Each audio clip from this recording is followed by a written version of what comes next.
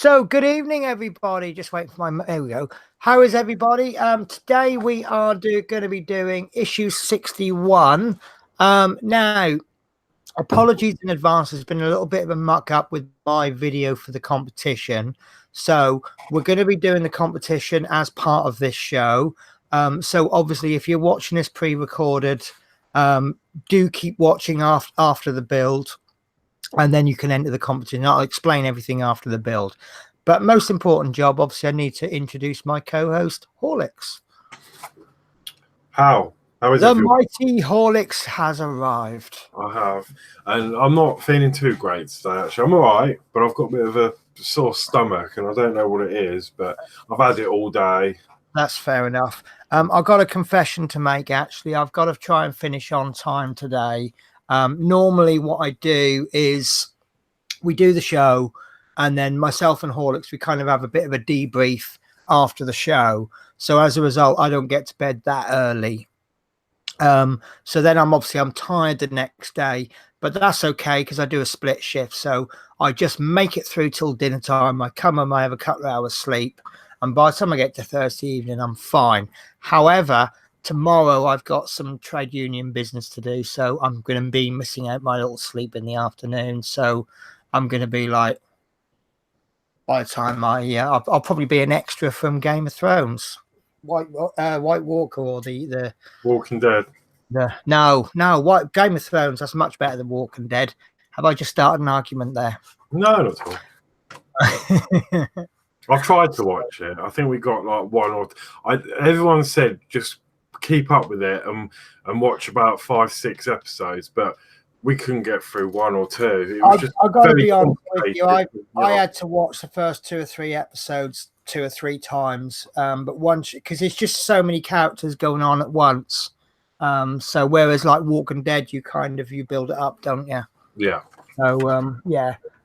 Right, okay. Do you want to do the build next, or do you want to just catch up on the comments? We keep getting told off and missing out on comments. No, let's welcome everyone. So we've got Cancot Bus Spotters, Adrian Langley, hello. Again, thank you for the you did scans this week, didn't you? Yeah, but I still give Adrian credit for it because he's done so much work for the Facebook group and the stream. Yeah, exactly. So, again, thank you for doing the scans and everything and helping us out. It means a lot. Love Minis, hello. How are you? We've got Peter Whitlock, hello. How are you? Steve Graham, hello. Roger Kendall, Steve Hyson, hello. Chris Camplin, hello. How are you? Gordy Brooker, hello. How are you? Fleetwood, hello. Levi Otter, hello. Michael John Wicks. Ian Bedson, hello. Dave Milne, Dave Say, hello. And I think that's everyone here for the minute. I think that is everybody, yes. So, shall we fly straight into the build? We've got a record to beat. We've got to see if we can drag this out longer than 5 minutes. Okay. So, right. Okay. So yeah, I do apologize. It's going to be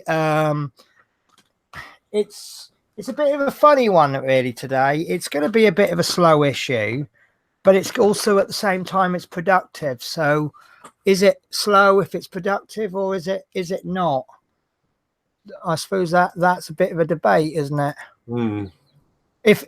Can you call it a slow issue if you're producing something? Sometimes you have to put a lot of work into and you've got nothing to show for it, but it's all prep work, isn't it? Yeah.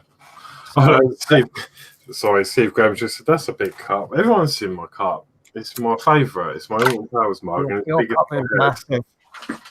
It's got the equivalent of about 4 or 5 cups of tea in this one.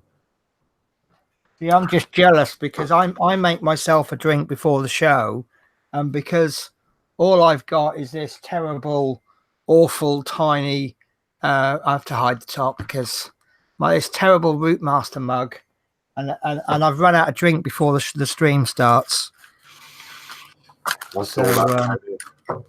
Right then, Mr. Horlicks, shall we have a look at the parts? Yeah, let's have a little looky.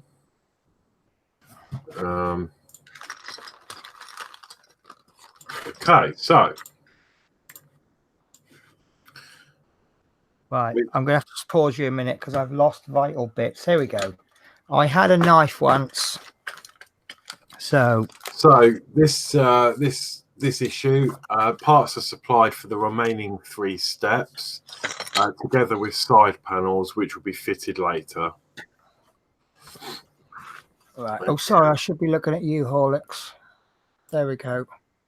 Right. Well, Okie dokie. So, okay, so part A should be the stair side panel. okay, now all of the parts today are plastic, except obviously the screws. So this is, it's kind of textured on one side, the side that you're going to see, and on the reverse it's just ordinary plastic. Okay. B is a stair section. Okay, there are 3 parts that look like they could be the one we're talking about. I think we might be looking at this one.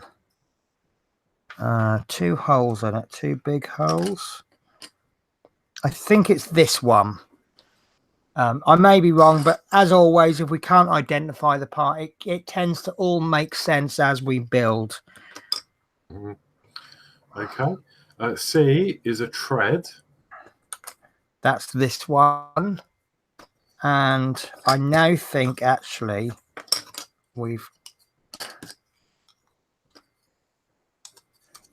I got a feeling that this is actually B because it's going to go with C.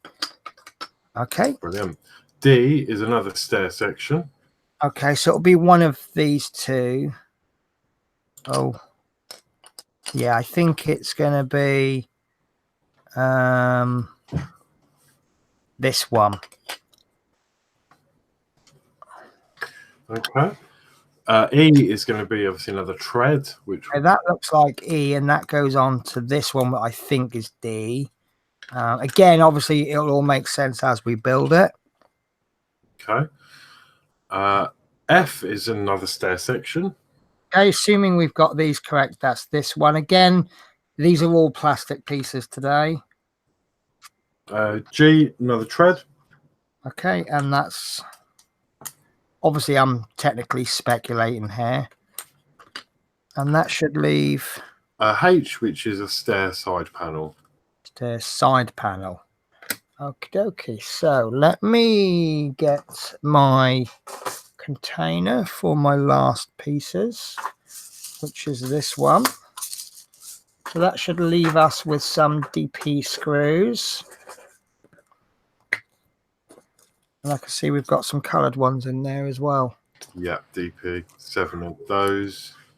So I haven't got round to sorting out my new parts bit yet.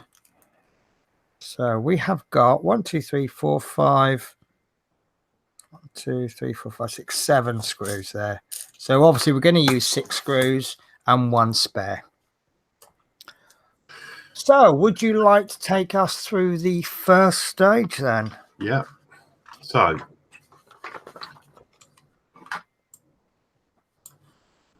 oh, that's interesting. No, just something I've picked up on, and this is the first time I've seen the magazine. Probably like you, Penny.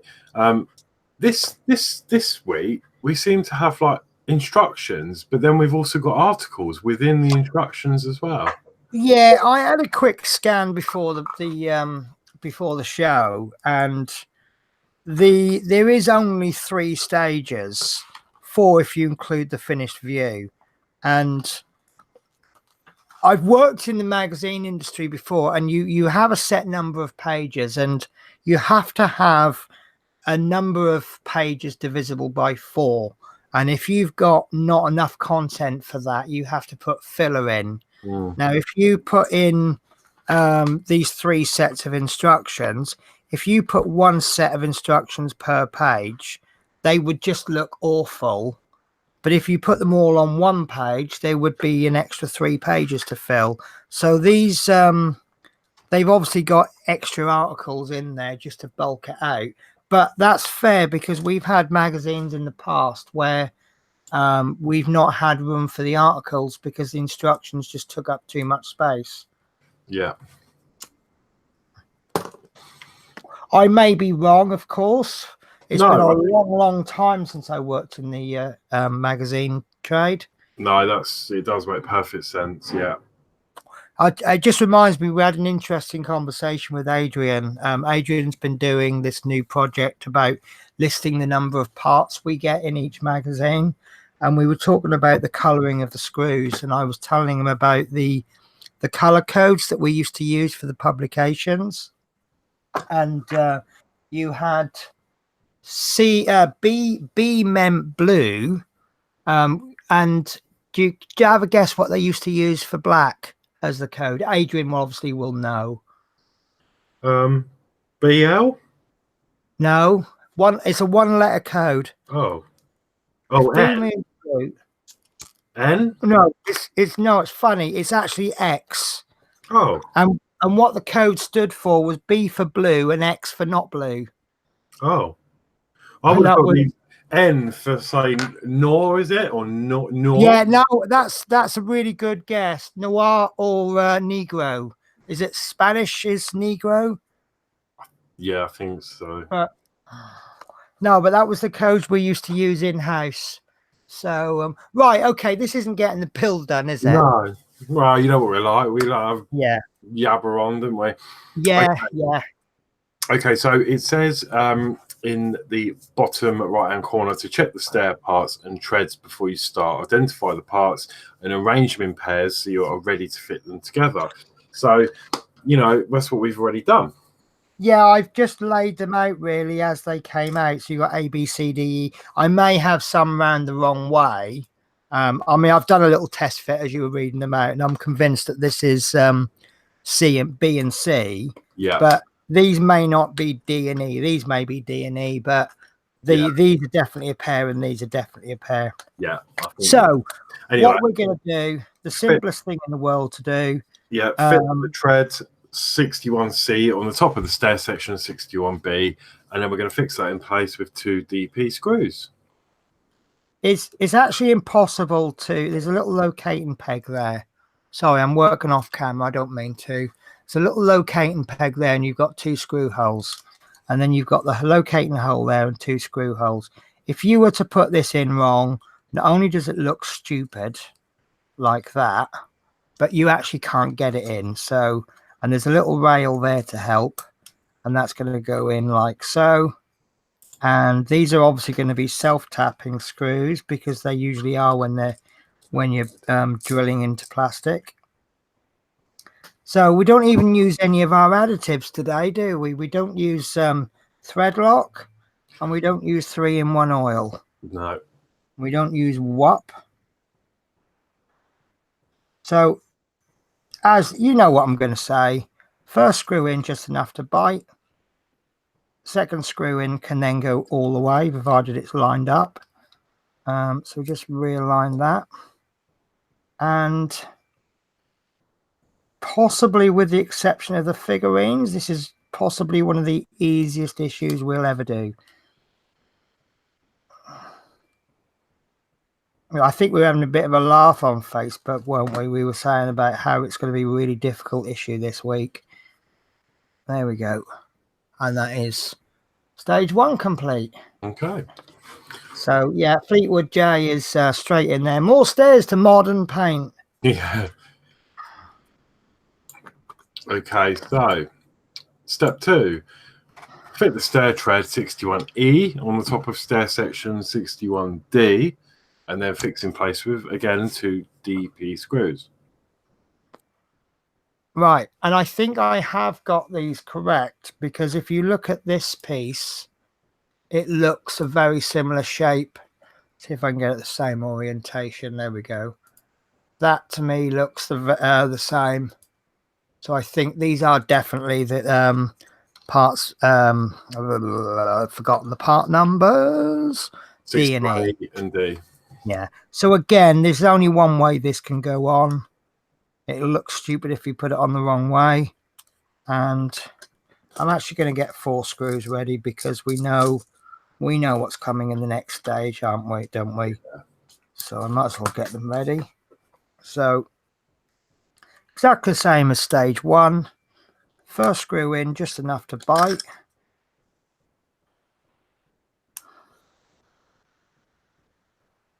Oh, you got to find the hole first. That helps. So that's in just enough to bite, so that I can still maneuver it around if I need to. Second screw on. And this being the last one is safe to go in all the way. Make sure it is in straight, because this being a self-tap and screw, once you start to screw it in, it's going to create a thread. If you take that screw out, it's going to try and follow that thread that it's made before. So if you go in wrong, you're probably going to have a lot of trouble getting it in right. Okay, so you happy with that one? Yeah, looks good. It is a nice fit, in all fairness. Look at that. There's no gaps or anything. But we've always found that, haven't we? All the parts I found have fitted really nicely. Yeah, I think the only exception was issue 40, wasn't it? With the 41 with a curve. Yeah, the cab. I think that one was a little bit iffy, but apart from I think that was more to do with transit, though, wasn't it? I think it so. got knocked. Yeah. Yeah. Okay, so step 3.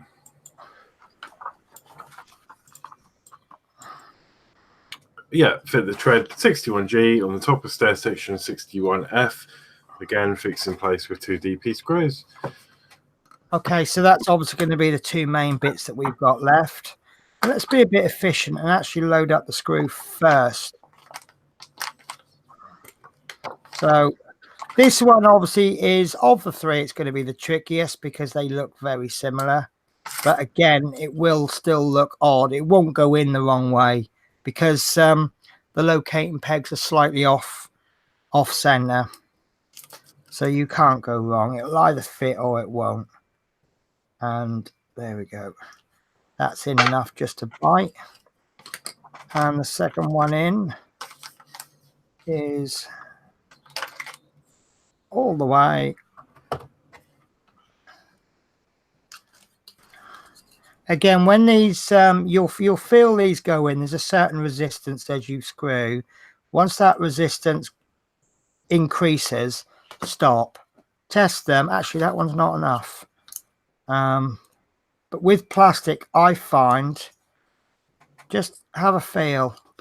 Once it's tight, it doesn't matter. You might be able to get an extra quarter of a screw out of that, but it doesn't need it because that's tight. That one might just need a little tiny. Actually, have a look at it. Yeah, no, that I'm going to leave that. That is slightly loose if you pull it, but you're not going to be pulling it on the finished model, are you? So it looks good. It's not going to fall off, look. So, yeah, I'm happy with that. So that should leave us with this finished view. Yes. Cool. So if we have a look at what I've got, so we'll try to arrange that in a similar order. And that's going to look something like that. And that's basically it. That's the whole issue done. It does bring in the stairs in the little side picture. So I should be careful. I don't like scraping pieces across the table. Ever since issue 12, when I scraped the suspension-y bit. So I'm going to speculate. I haven't looked at the next issue, but that is going to go in something like that. Probably not like that. That doesn't quite look right. And they're going to go in something like that. Maybe not necessarily in that order. Bit of a Morecambe Wise, all the right pieces, but not necessarily in the right order. Now, would you guys like to do a speculation? Well, you know I'm up for a speculation. You're always up for speculation. I'm glad you said yes, because I have a concern. So, we have got I'm going to put these to one side because I'm not going to speculate with those. Doesn't take a brain cell to work out how these are going to go. Where my concern is, because that fits in really nicely like that. Like so. This is obviously going to go in like so.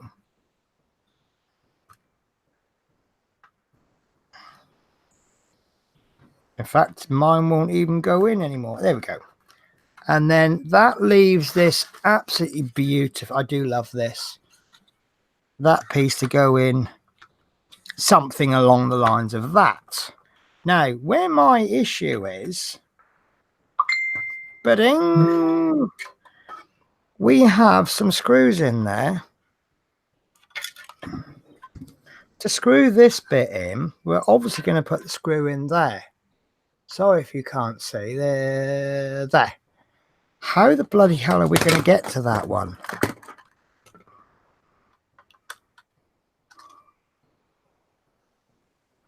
Yes, I did enjoy my duffing. No, I didn't actually. I'll be honest with you. I had a bit of trouble with a passenger on there, but that's another story. Right. So the only thing I can think of to get that in is you're going to have to remove the stairs from the platform and then remove this side bit from the stairs, then put this onto the side platform, hope that that will then go into there. That just, I don't know, that just seemed a bit awkward. Unless we can't put the screw through there. So what do you guys think? Does that make sense, what I've just tried to explain there? Yeah. I mean, the only thing I'm going to be able to suggest at this point as speculation is that if that screw is going to cause an issue and perhaps potentially damage other parts in getting to the screw, you could use some glue on the top one instead of a screw. That would work. Because you can put glue on that tab there. Yeah. That's the only thing I could suggest as a yeah, because you could still access these two screw holes.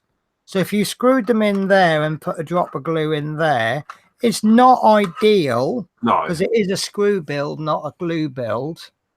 But also I don't know if you just noticed, I had a little play with the original Routemaster screwdriver, and there is you can't get it at the correct, because obviously ideally when you screw a screw in, you want to screw it in at that angle. Just that, a thought.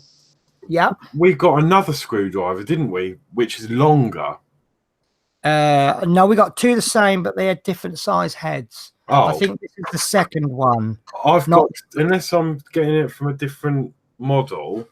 There is did you get Terminator? No, I don't. I've got these, and one is a lot longer than the other. Okay, is anyone able to confirm that? I thought the two Routemaster screwdrivers were the same length, but you've also got to remember that we've had this Aurea for so long that I've forgotten all about what these are like. In fact, when I discovered this, I was having a clean up the other week, and when I found it, it was like I found an ancient Roman relic. It was like, oh my God, this is the screwdrivers of days past. So yeah, if anyone else can confirm that. So yeah. So I'd like to know your guys' thoughts. Did you think that was a bit of an AF issue? Do you think that was essential for what's coming up in the future? Did you enjoy it? You know, they are the same length. Dave Milner said about the bendy bit on the Aurea, and Horlicks did mention that. We were having a little chat pre-stream, and he did mention about the bendy bit. I think the bendy bit does make a bit of a difference. Not a massive difference. It's certainly not perfect. But, you know, we've got a 2-hour show next week, so we can tackle it then. Yeah. So, we'll cover all avenues. Sorry, go on. No, so we can cover all avenues then, can't we, and work out the best way to tackle it. I mean, Yeah. it might all become clear. You know, you never know. They might even issue us with a special screwdriver that's. I never thought of that. Yeah, they might actually be, I don't know, a right angle one. I'm a little bit worried about these, so I'm going to pop these back in the bag because I've noticed each of these sections is big enough for each. So just for 1 week. I mean, obviously I put my bits up on the shelf and I don't touch them, but that's not to say oh, can I completely change the subject talking about things falling off the shelf? You know, I give you guys sneak previews. Oh, it's a sad tale. It's a sad tale of woe. With my R2D2 dome, I put a shed load of car body filler on it.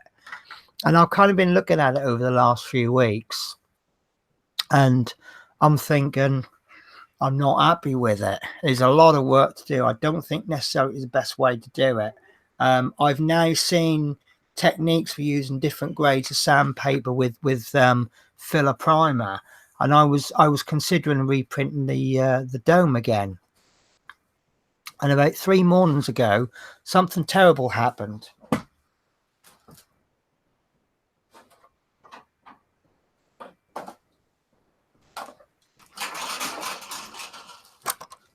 This is now my dome. Oh no! It fell off the shelf. Now I might be able to repair this. No, I'm surprised that it's gone like that because normally 3D printing stuff's solid. Well, this is lots of small bits, supports, but it's quite brittle. If it dropped, well, you see this bit, that's where it actually dropped. That's the bit where it landed, but this is the bit that seemed to took all the damage. So yeah, so that kind of answered my question. Should I reprint it? I will have a go at repairing this, but I'm going to be starting work on reprinting the domes. So Steve, yeah, I was having this discussion actually the other day with Penny. I don't think I am.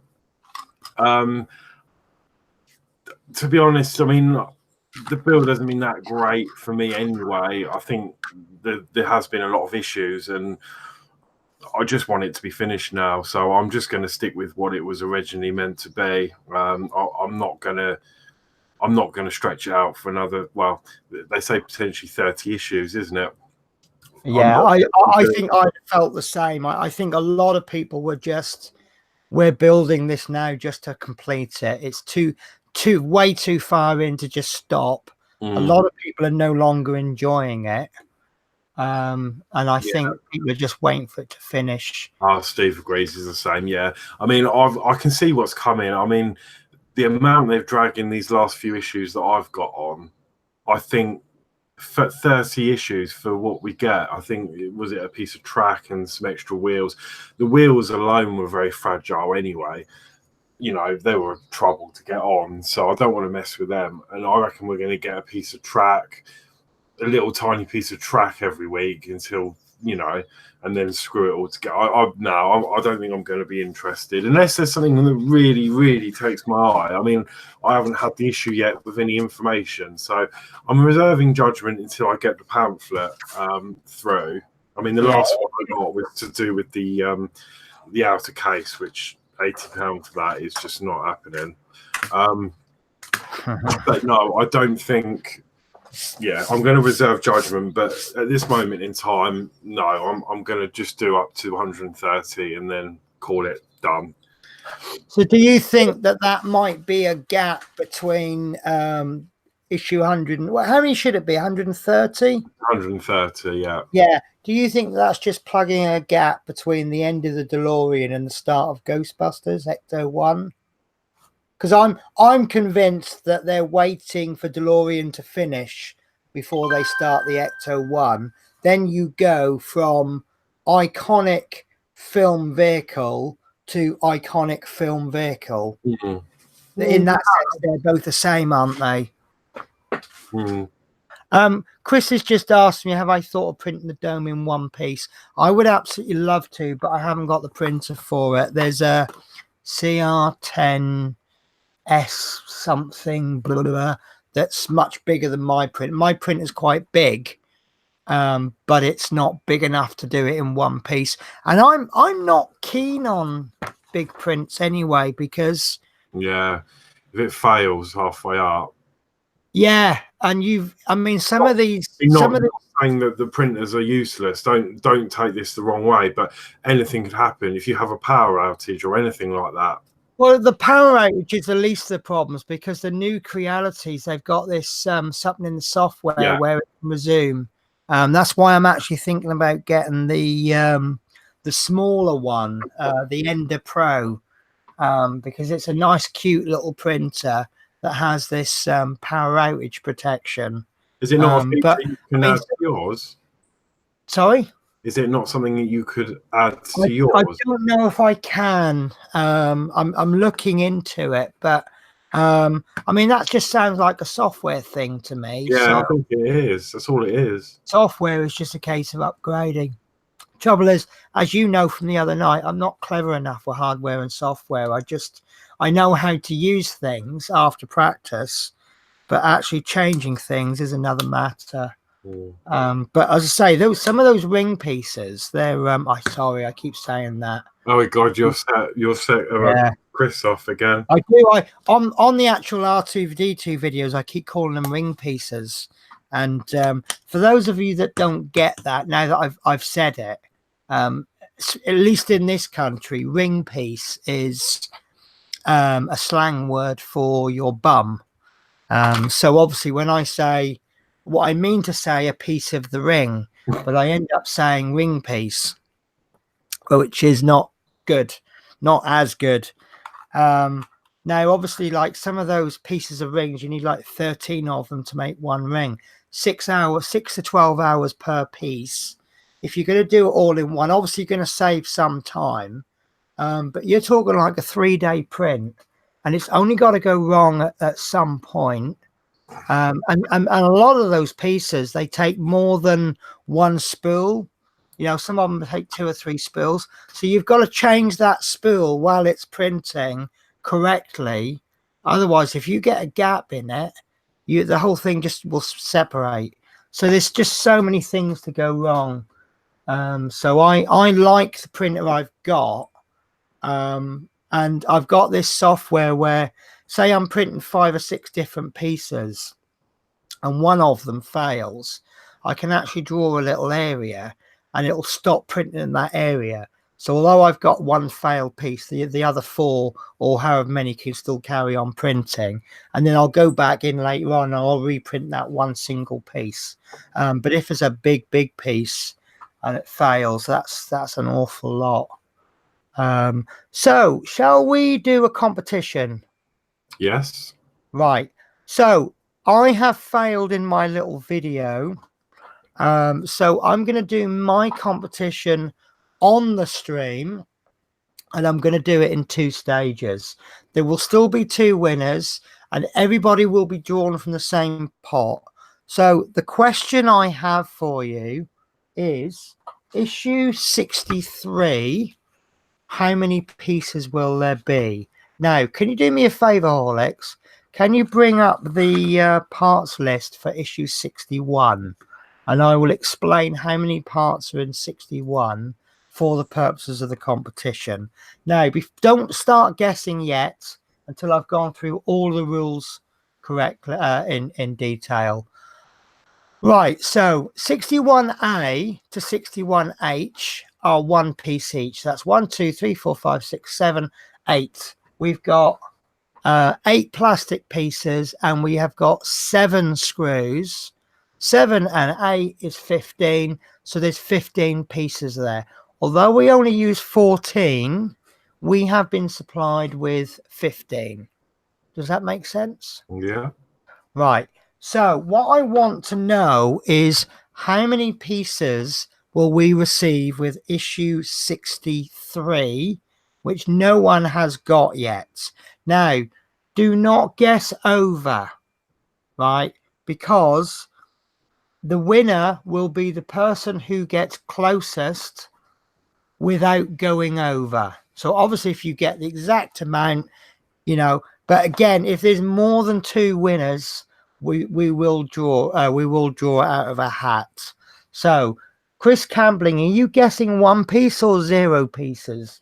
So what I'll do during the course of the show is I will get my pen and paper and I will write down all of the guesses. We'll go through them a bit later on so that it gives anyone a chance. I might have missed one out, for example. And it will close on Wednesday's show. As soon as the show on Wednesday begins, that will be competition closed. Now, for the benefit of those watching after the show has gone live, and I know a lot of you can't make the live stream, so obviously you'll watch it pre-recorded.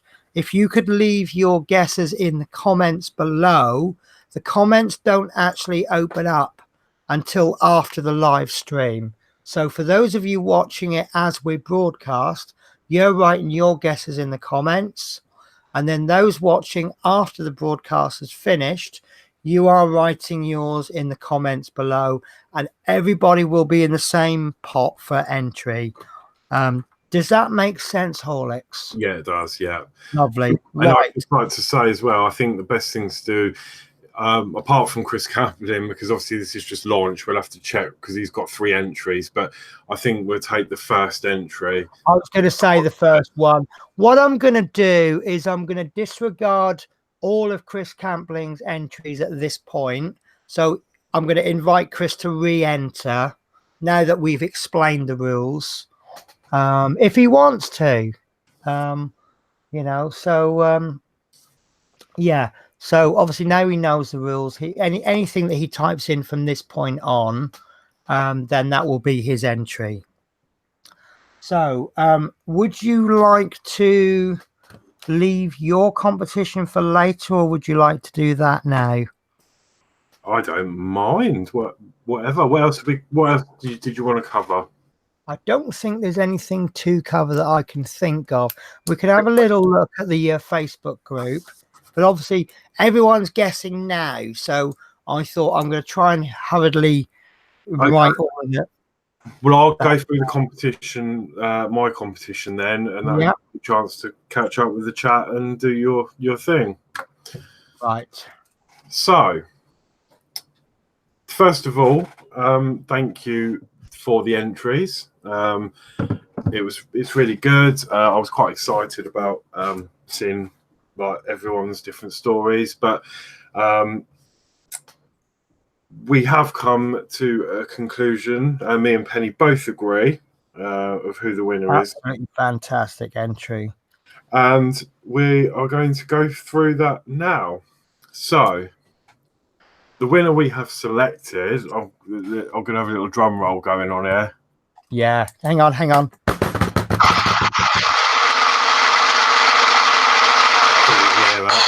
Right. Oh, that's really good. I like that. Yeah, no, right, okay. The winner is Gordon Brooker. Absolutely fantastic. Really enjoyed it. So I'm going to go through that now. Okay, you're still on the instructions, don't you, for this week? Okay, that's fine. I'm back, sorry. Yeah, so, Gordon, you are the winner of my competition. I only had 1 winner. Can I just say that this brought tears to my eyes, and I'm not even kidding. I cried when I read this. Absolutely fantastic. A lot of thought and detail gone into it, and I'll reveal all now. So, Gordy's being selfish now. He knows he's just won the your competition. Now he's going to win my one as well. So. Sorry, I'm just. Oh no, that's a different thing, isn't it? Okay, so this was. I would go through the other entries, but we'll be here all night. So I'm just going to read out the winners one. I hope no one minds. So, we got a very large email with a little backstory, which was absolutely fantastic. and we also got a bonus of a little video clip. So I've actually got this on repeat, so I'm going to play this whilst I am reading out the competition entry. You're going to love this, guys. So this is absolutely amazing, absolutely amazing. Sometimes it's just small details, isn't it? Yeah, okay, so here we go.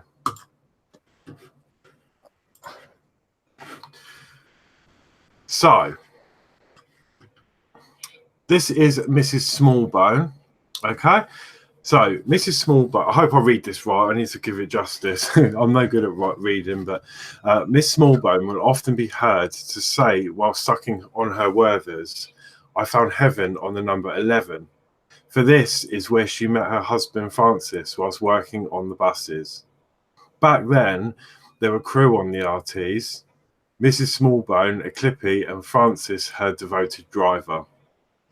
Sadly, Francis passed away 5 years ago, and Miss Smallbone finds comfort riding the number 11s and talking to her old colleagues as they are busy collecting fares. Many passengers remember her and Francis. Interestingly, some rode with her when travelling as kids with their mums, and now they are having kids themselves. Mrs. Smallbone still calls out some of the destinations. It's in her blood, but has to hold back ringing the bell twice to start the bus moving at stops, as with her vision now failing her could be risky. She does, however, still have her T key and changes the ultimate destination blind at the rear, which is one less job for you, my darling, as she jokes with the conductors. Mrs. Smallbone turns 70 in a couple of months, and the garage have a surprise for her. They are hiring an RT and taking her and her family to Brighton, where she had her honeymoon with the nice meal booked at the fish and chip restaurant on the Palace Pier. Look out next time you're on a number 11 for a friendly, glamorous older lady, always with black patent bag and matching shoes, often helping tourists from the rear bench seat, smelling of Chanel number 5 with an added hint of Werther's originals, for it may be Dorothy Smallbone, the number 11's most famous conductress. Now, what did you think of that? That was absolutely amazing. That was brilliant. I brought it. That brought a tear to my eye, and the video just made it fantastic. Isn't that video just absolutely fantastic? Yeah, absolutely fantastic. It was just, yeah, definitely. I'm sorry to the entries, but this was definitely a clear winner for me, myself, and Penny. Yeah. So, yeah, absolutely fantastic. So thank you very much for going to the effort to enter and do that. That was absolutely brilliant.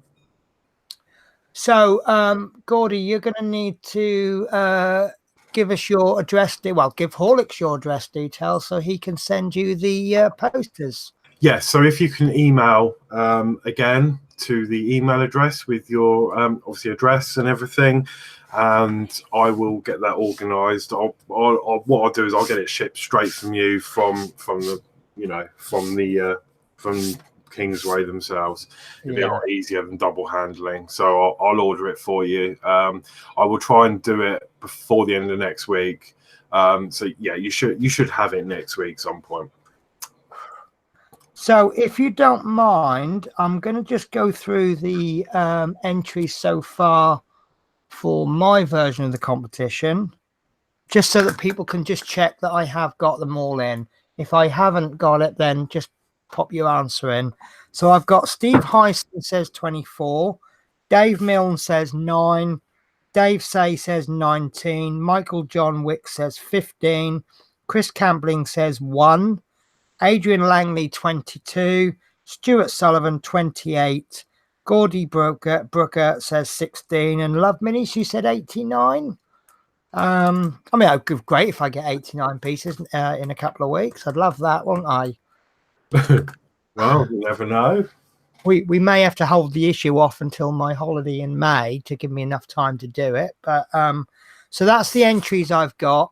You can still keep putting your entries in while this stream is going on.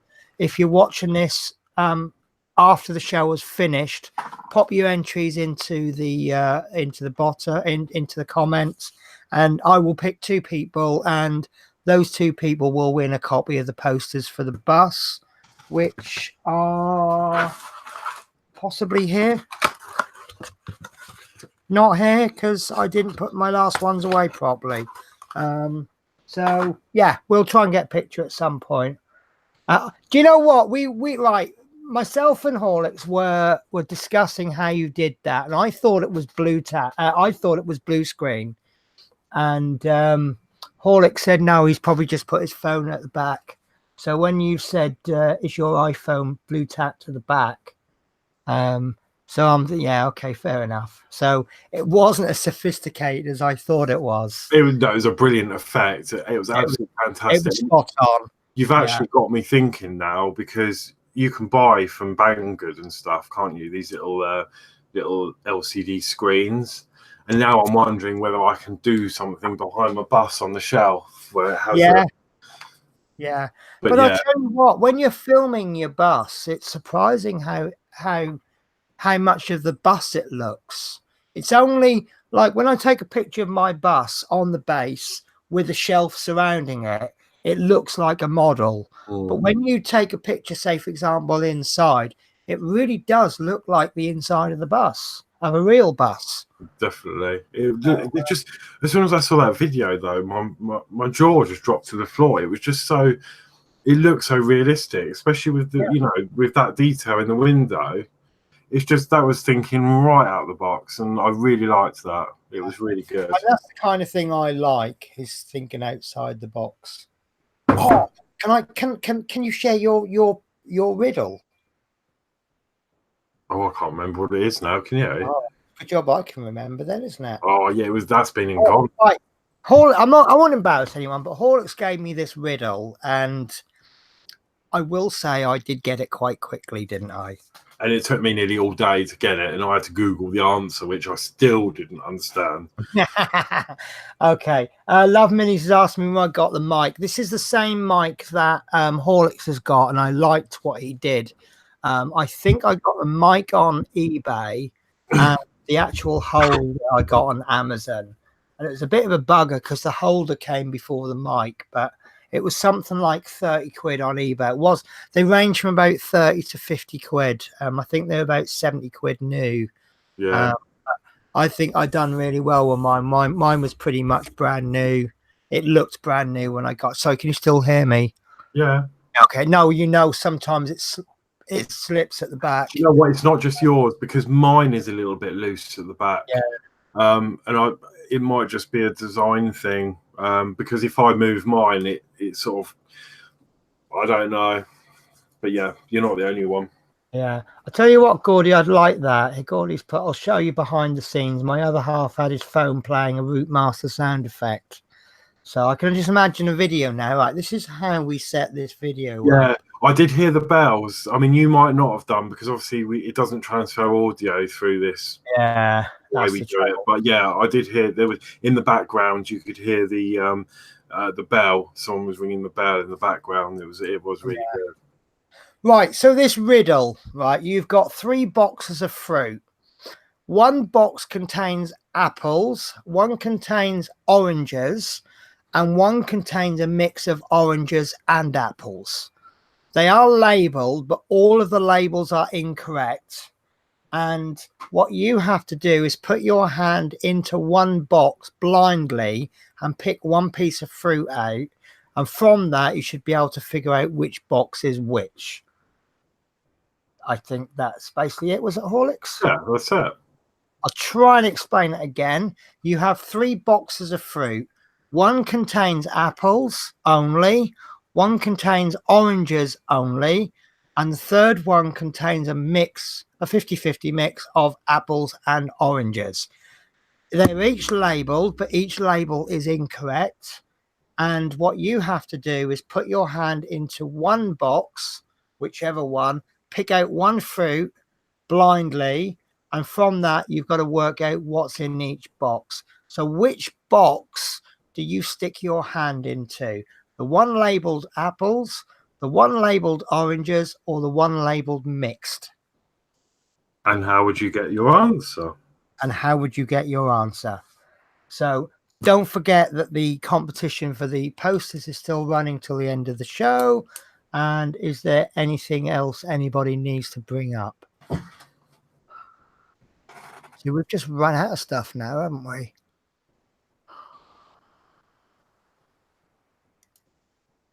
Yeah, I mean,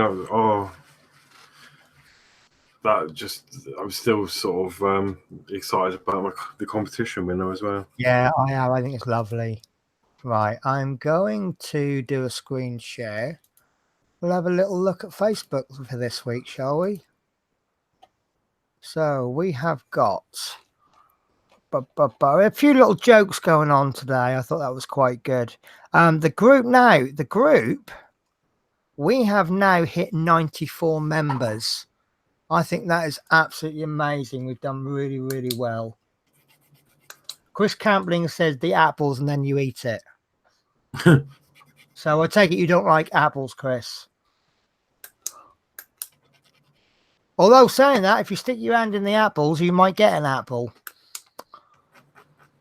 Yeah, so the group, there's because of where we are with the subscriptions, there's a lot less of this is what we've got. Peter Curtin is working on some signage, and this is what I love about it. We're all encouraging each other to do little things.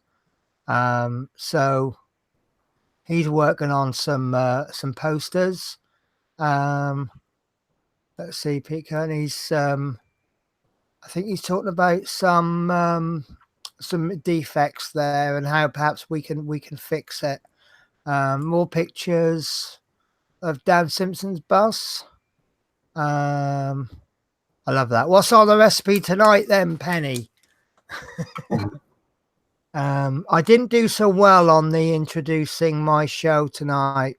Kevin Grace, I thought this was quite funny. Not bother doing the massive build this week. Putting 6 screws in will be so taxing. I'll wait till next week. And I think I'd put something like, I understand totally. So Peter Curtis said, why? What is it this week? And I'd put loads and loads. So, but yeah, it's been, there's Kevin Kilford's video there. I'll let you join the group to watch that one. Discussion about the batteries. Chris Campling, sorry, I forgot next week's issue. Should we have a little look at next week's issue? Yeah. Okay. Not a massive amount. You haven't missed too much, Mark Knight. You've missed the build, obviously, the whole build, because it's only a little bit. Now, we continue work on the staircase, adding kick plates and joining the steps together. And I think this is pretty much the same as issue 5. I think it's issue 5. Issue 4 being putting the steps together.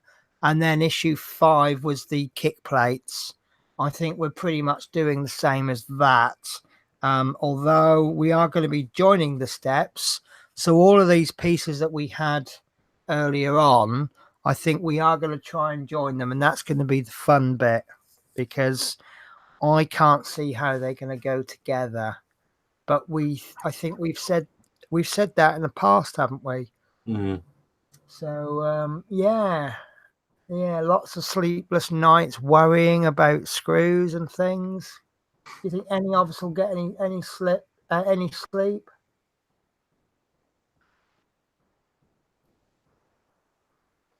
So James, I can never pronounce his name. I'm just going to call you James. So James has had a guess at mixed, because then you have the option picking out an apple and orange, and you'll be right. So yeah, I'll let a few other people guess if you want to guess anything differently. So what do you think towards next week's issue then, Horlicks? Yeah,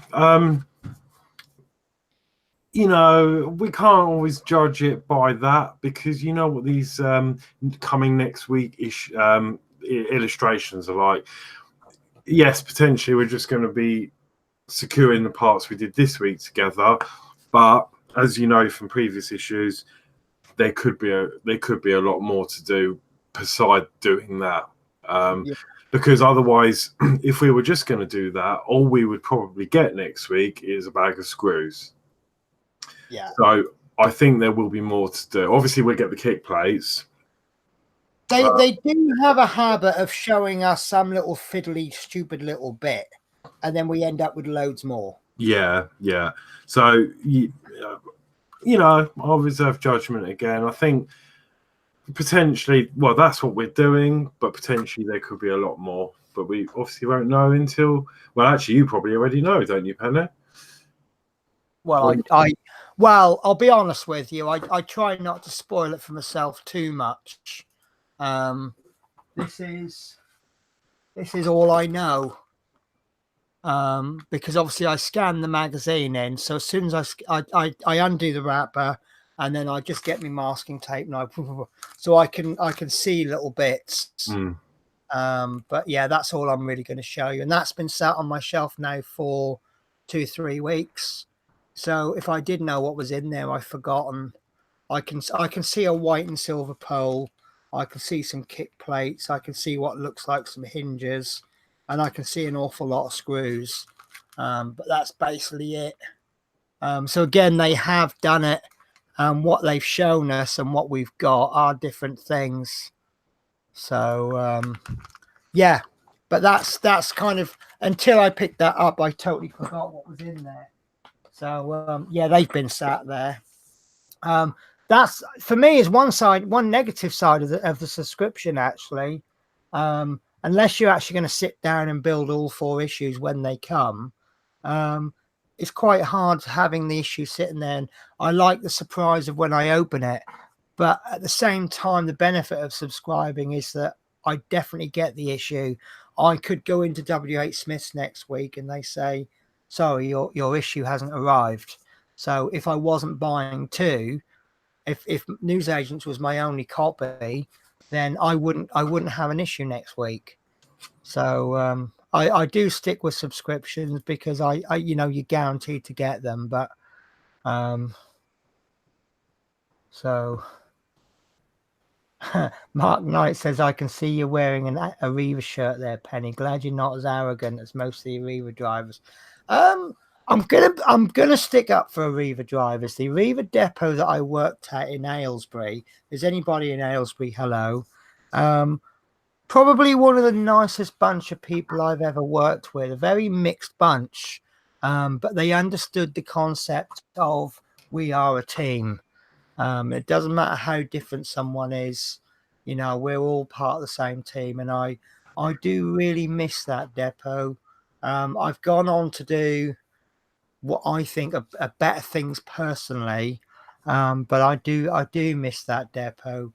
And we you know, we had some ups and downs, and I kind of feel a little bit bad that I left Arriva they were having a staffing crisis, and then I left. So obviously I helped make the situation worse, and I hope they're over it now. But yeah, I actually had some really good bits today. I've been quite grumpy at work the last few weeks for various reasons, and I had so it's the Arriva drivers around Gravesend. If you're lucky, you get just a grunt out of them. That's all my customers have been getting out of me the last week. We've had quite a lot go on the last couple of weeks, and it's been quite tough. And sometimes just getting out of bed is difficult. But yeah, you know, sometimes drivers are grumpy and moody. What are your drivers like round your way, Horlicks? Well, I know you get bus an awful lot, but I haven't been on a bus for years. But when I was younger, I think most of them seemed quite friendly. As we had a discussion a few weeks back about buses, and some of them were really not nice, and they refused me entry on buses for having a £10 note. And I understand that. Well, at the time, I couldn't understand why they wouldn't take my money, because to me, money's money. It's legal tender. They should be having me on the bus. But I understand that obviously you explain that, you know, they don't have an awful lot of change because, you know, safety and everything. But I think there's a way to go around it. A lot of the nice drivers will say, oh, never mind, just jump on. You tried to pay. I haven't got any change. Sorry. Me, Horlicks. Pardon? I promise you now, you won't get that out of me. Hush. Why should you get a free ride just because you can't be bothered to get the right money? I know some people would disagree with that attitude, but you know, when you're doing a Keen's bus and 6:30 in the morning every single day, you have 3 girls with like a £3.5p fare, and all 3 of them have got a £20 note, and they do that repeatedly every morning. And you know why they do that repeatedly every morning, Horlicks? No. Because they know most drivers will go, sod it, just sit down. Yeah. Well, I wasn't like that. If I had to change, I would, but I think they could see that I was genuine. You know, I was never out to try and fiddle a bus driver. But I've seen places drop before when they've got on with their £20 note early in the morning, and I've gone, certainly, and given them their change, and then you can see their face drop, so you know exactly what they're intending. But no, I think you know, some drivers were absolutely fine, and you know, they would normally say, well, sometimes they say, yeah, that's fine, just jump on and, you know, don't worry about it. Yeah. Some drivers say, sorry, I haven't got any change, but sit down and then I'll call you up later on in the journey if I get some change, which is fair enough. But some were just downright rude. No, I'm not changing that. And then I would just politely ask why, you know, because I was only young. Yeah. They just have a rip at me and tell me to get off the bus. And I hadn't done nothing wrong. Yeah. And so it varies from bus driver to bus driver. But generally, I think really bus drivers are just normal people, aren't they? I mean, you talk about grumpy bus drivers, but equally you could go into a shop and get a grumpy bus teller. There isn't really a category, you know. You know, it's based what it depends on the person, doesn't it? You know, everyone's different. I mean, I've gone into my bank before and I've had a right grumpy teller, and I think maybe she's just coming to the end of her shift and she doesn't want to do any more. But that doesn't mean people at Lloyd's Bank are all grumpy, because quite the opposite, in my opinion. If I thought they were horrible, I'd change banks. So. But if I could get change, I mean, I would have done. But obviously, I was quite young. I used to live directly opposite the bus stop, and if my mum would let me have, like, you know, the last tenner out of her purse or something for me to go and see my friend, there was no way I could get change anywhere because I had to get a bus somewhere to get to a shop. Yeah, the one I hate is when people give me stupid answers.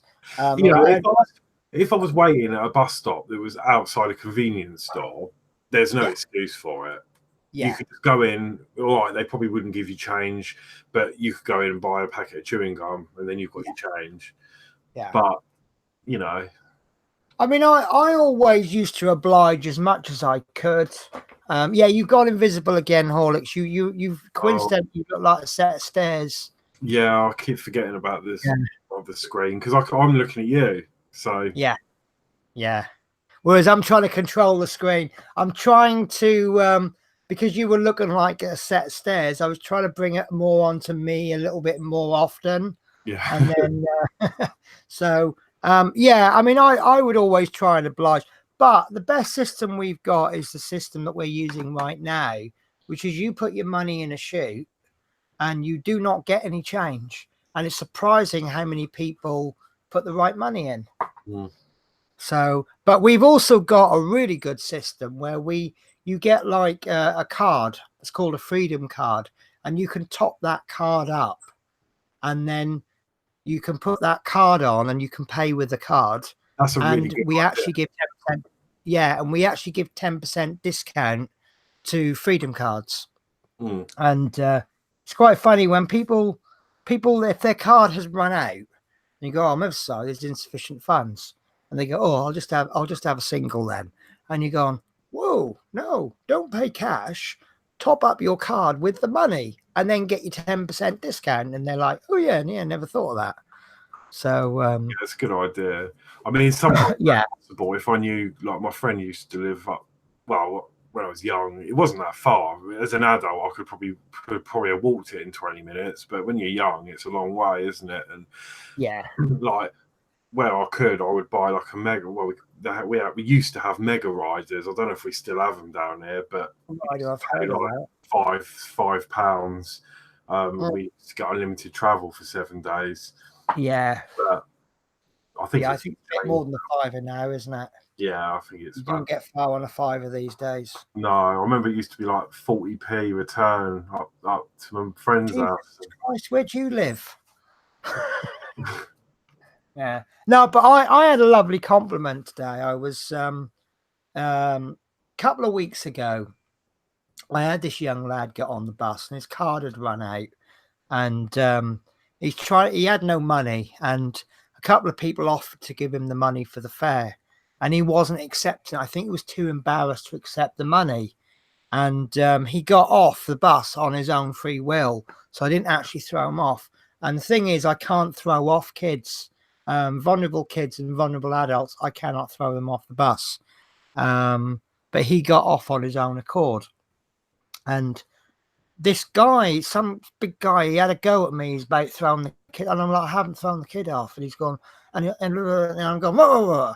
Let me explain. If you don't hear my side of the story, you can't make decisions. And he's like, okay. So I told him my side of the story, and he still didn't believe. He was like, oh, no. I said, you might as well go and sit down. Then I said, I'm going to put a complaint in later on. Well, as that happens, these kids had rung this other kid up and told him, because this route, it kind of goes out there and back, and then out there and back, and then out there. So he ran to the next bus stop, which was about 6 bus stops for me, and they managed to get £1 together, and we got him on the bus eventually. And I thought that was the end of it. Anyway, I'd got on the bus today to go back to depot, and this lady, she said, oh, I remember you. And I'm like, oh no, because like I say, I've been really grumpy the last few weeks. So if you've seen me in the last few weeks, you'll probably know me as a really grumpy driver. And I said, was I grumpy? And she went, no, quite the opposite. And she said she was on the bus during that incident, and she was telling me about how well I handled it. And she said, if it was me, I'd have got out of my cab and I'd have hit the guy. And but she said, no, you handled it really well. You kept your cool and that.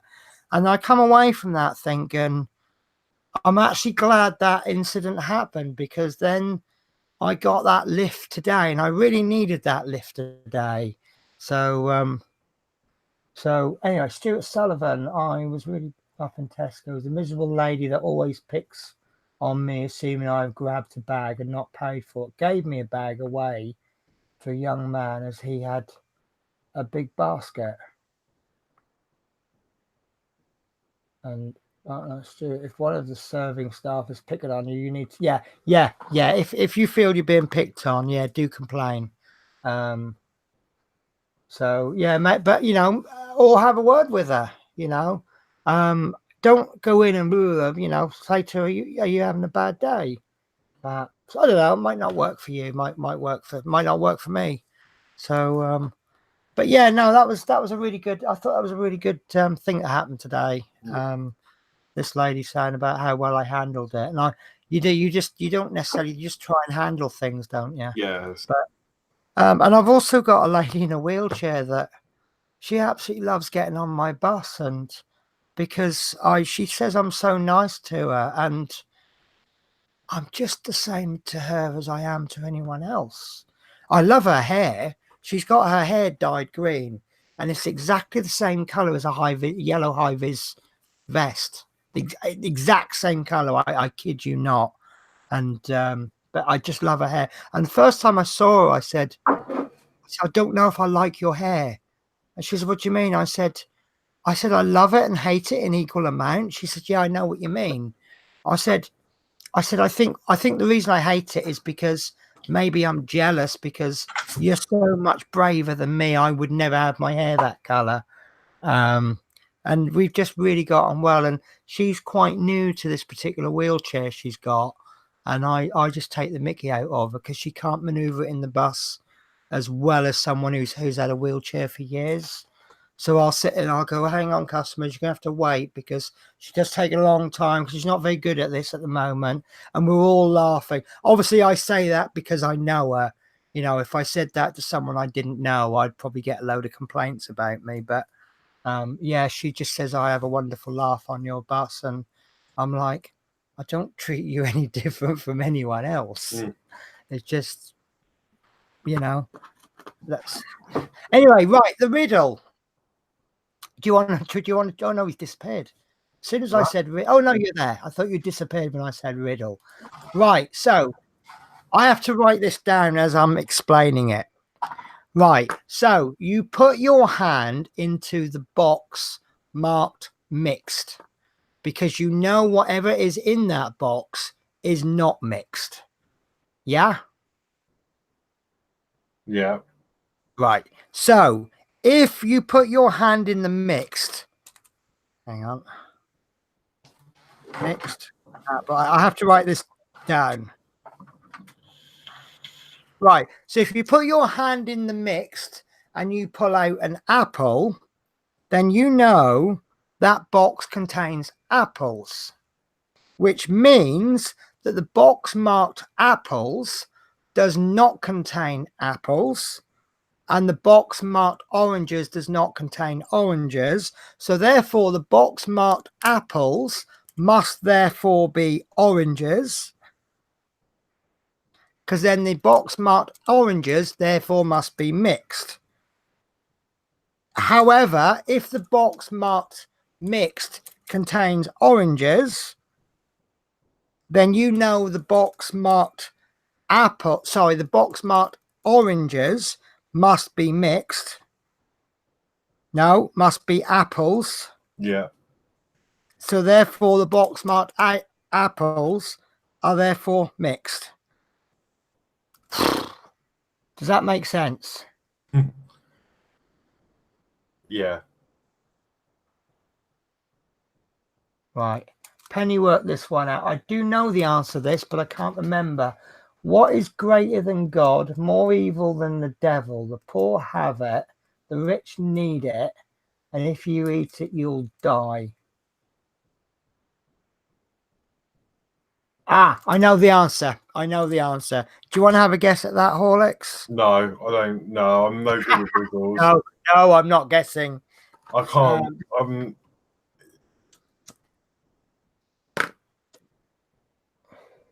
Let me deal with the Mark Stewart thing. The bottom line is customer service has now in the last 10, 20 years become the most important thing. Companies know that people will buy a more expensive product if the customer service is there. It's the customer service. It's all part of the experience. You should have a certain level of customer service. If you are, I don't agree with people that call you rude because you weren't polite. I think there's a difference between not being polite and being rude. If I just say, yep, when people put their passes on, that's not being polite, but it's not being rude. If I tell you you're an ugly cow and hurry up and sit down, that's being rude. So if you feel you are being picked on, and if you put it in a nice way, it doesn't even then have to be a disciplinary matter. If you say, the way this lady comes across to me, she's picking on me, that may not be the case, you see. She might think that she's treating you the same as everyone else. Gordy's head hurts. Do you want some tablets?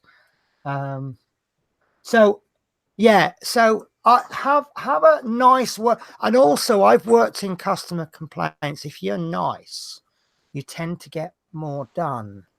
And I'll give you a really good example.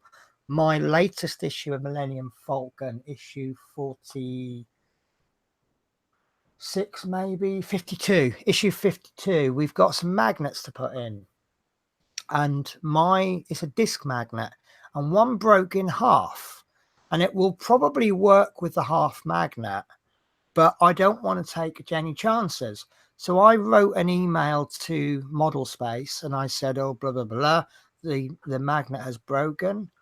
please don't think this is going to put me off the build. I think it's an absolutely fantastic build.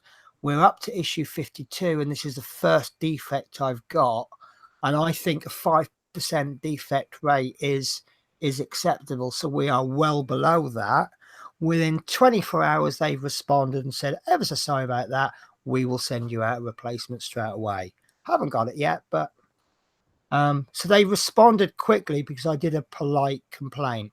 And I think you will get more if you complain politely. If a customer complains to me politely, I will try to go out of my way to fix it, whether that complaint is about me or about another driver. And if you deal with it politely, because sometimes people have complained to me about my conduct, and it really genuinely wasn't intended that way. You know, my humor is quite dry and sarcastic, and some people don't like that. And where I've tried to mention a joke, they've not taken it that way. But they've then given me the opportunity to say, look, I'm really sorry. This is the way it was intended. I'm sorry you didn't take it that way. I'll try to remember you for next time and try and tone it down a bit. And most of the time they go, oh, no, it's fine. And, you know, as they've got to know me. So maybe sometimes I joke a little bit too easy with them. The regulars that I know, you know, I'm actually quite abusive to them, but I've known them for so long. Sorry, when I say abusive to them, I mean, if you've never seen me or her or this other person before, and you see the way I treat them, you think, bloody hell, you know. So, right. So Chris Campling's riddle. I know the answer. Where is it? I've lost it now. Okay, I have lost it. I'm trying to find it. Right.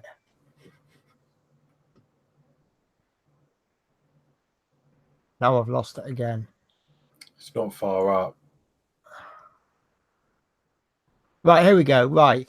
What is greater than God, more evil than the devil? The poor have it, the rich need it, and if you eat it, you'll die. I think the answer is nothing. There is nothing greater than God. There is nothing more evil than the devil. The poor have nothing. The rich need for nothing. And if you eat nothing, you'll die. So, yeah, right. Michael John Wicks said that he's had the same with Hachette, always been polite and had a great response from them. So, yeah, it's. I think it's how you deal with it. It's not just the company that has to be polite. You will get a better response. And also there's a way to, when you write complaints, there's a way to write it to get a better response. And it's usually briefly what the problem is, then go into more detail about the problem, and then propose a solution and make the solution reasonable. You know, if you say there is a slight, there is one screw missing from my issue this week. I demand you send me an entire issue, and I wish to have £58,000 compensation for my time and trouble. That's not a reasonable resolution. But if you said, I'm really, really sorry, you know, I'm missing a screw, blah, blah, blah, blah, blah. I didn't discover it until this. I am a little bit concerned that I may have, by screwing the parts in, I may have to screw them out. Could you send me another pack of screws? You know, and you probably find they'll send you out the whole issue. Well, they will send the whole issue out, won't they? Yeah. So, yeah, right.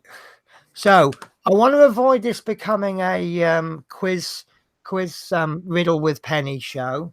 Although we could hassle Horlicks with them, could we?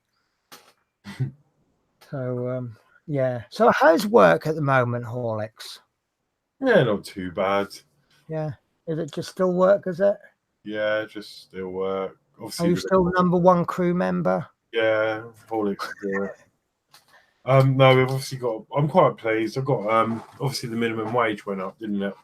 Oh yeah, that's right. Yeah, which has actually made us unhappy because we're now even closer to minimum wage. I'm very fortunate that I actually earn above minimum wage. But because minimum wage has gone up and our wages haven't, it means I'm doing what I consider a semi-skilled job for very close to minimum wage. Well, that's the problem we've got, and I was on slightly more than minimum wage before it went up, and then when it went up, that took me over my wage, so I would have been on the same as everyone else. But I did speak to the relevant people, and to my surprise, they had put me up a percentage.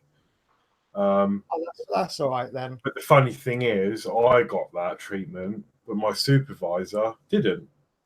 Oh. A lot of people didn't, only because I asked for it.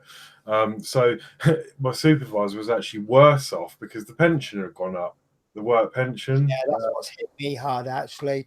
So pension contributions has gone from 3% to 5%. That's it. Which means that not only have I not got a pay rise this year, I'm actually getting less in my packet. All right, it'll increase my pension when I'm older, but it doesn't put dinner on the table this week. No. So that was the same thing. So he was actually worse off because of the extra pension money. So yeah, he's going to be speaking to him. But I feel quite. I mean, it wasn't a massive extra pay rise, but it helps. So yeah. Well, at least with us, I think it works out. I'll get about an extra £15-16 a week, and it adds up. Yeah, I mean, we've we're lucky because we're union backed, so the union are now going to be negotiating our pay deal, and we've had a meeting. We've said what we want, what we will accept, and then obviously the union will go in, and the union are a little bit more professional negotiators than us. So and there's I think a lot of us we want terms more than we want money. Things just to make our working day a little bit better. So, but obviously you got to go in what's important to you, haven't you? Mm. So, Mike says he loves the way my lights change on my show. Yeah, we had this discussion a few weeks back. I put them up, and I didn't know what colour to have them, but I couldn't decide, so we just settled for changing. Then you got the I quite like the red, I think, didn't I? But didn't you say it makes your bus disappear a bit? It does, yeah. Well, to the camera anyway. Yeah, I think the blue works really well with your DeLorean, and the white works probably best with your R2. I still need to sort of arrange these shelves, but I don't know what I'm going to do yet. If you're anything like me, you'll always be arranging the shelves. Something else will come along, and then you'll have to rearrange the shelves again. Yeah. And so what are you doing for Easter then, Horlicks? Nothing. Are you working? No, I'm off Friday and Monday. Yeah, I'm really looking forward to the next 4 weeks because I'm off Good Friday and Easter Monday. So I've got a 4-day weekend. I'm back now to working every other Saturday for overtime. But I couldn't get any work last week. So I worked Sunday this week instead, which means I don't have to work this coming Saturday. I'm a little bit confused because I normally do a 5-day week, Monday to Friday. And this week, because I've got Friday off, but I worked overtime Sunday, I'm doing a 5-day week, Sunday to Thursday. So, of course, today is my 4th working day of the week. So my body keeps telling me it's Thursday. And I actually went to the shop yesterday to go and get my Routemaster because my body thought it was Wednesday.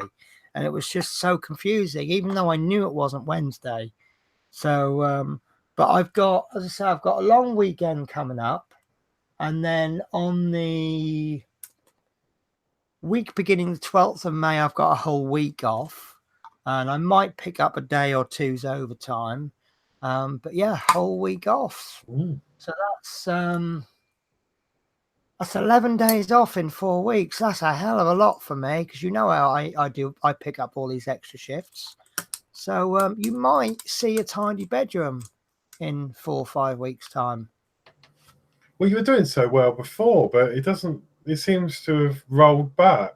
It's what's happened is I've kind of focused a little bit more on that side, and I'm accumulating, I'm doing bin bags, and then I keep getting all these cardboard boxes, and then suddenly this build a train set turns up, and there's bubble wrap and cardboard and all sorts everywhere, and then I get these big boxes, and I think I'll keep those boxes because they'll come in handy. And then I'm like, no, I've got to get rid of it. And I don't know whether to keep them or get rid of them. So I don't know. Mark Knight is booby trap in the garden this weekend. I really fancy that Easter bunny for Sunday dinner. Yeah.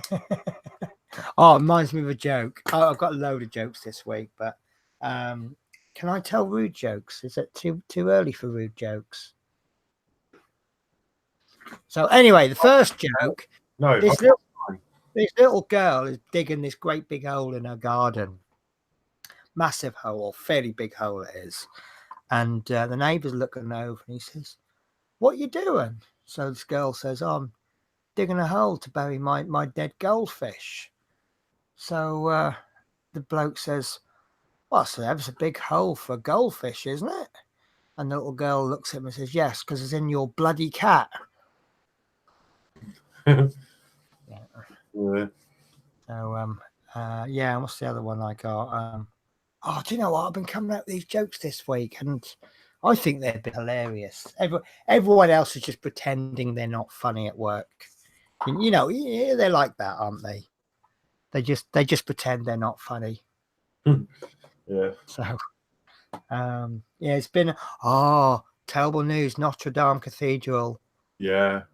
Yeah, That was really emotional actually, because when I saw it on the news the other day, it was on Facebook Live. Someone was doing on Lad Bible. I thought that was quite funny actually. No, I saw it on a different one, but Okay. it was quite sad because someone had this live filming of it burning, and the fire services trying their best to douse it, and there was like the whole community were like singing hymns outside. Oh, that's nice. And it was just weird. It was quite emotional.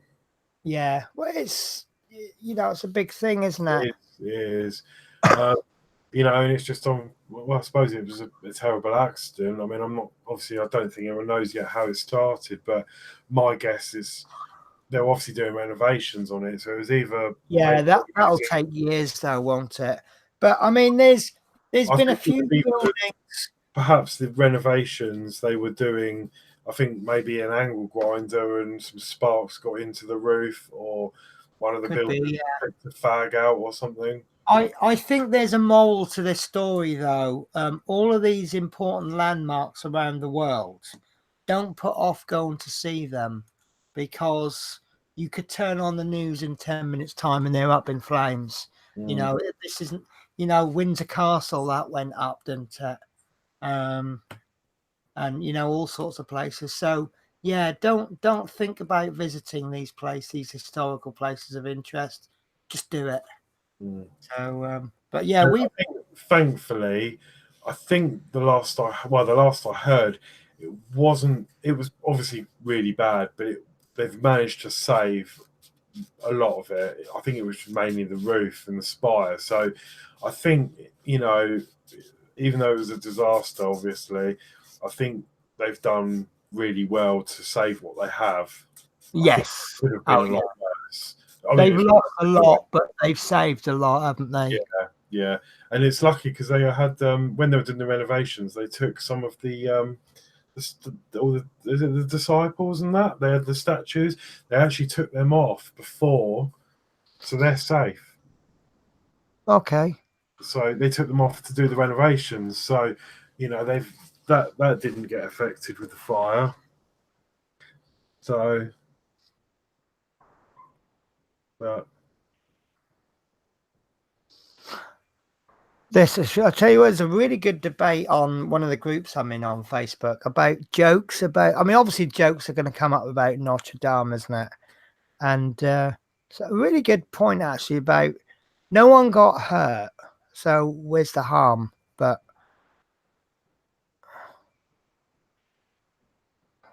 So I'm just trying to find something I saw earlier on today that made me laugh.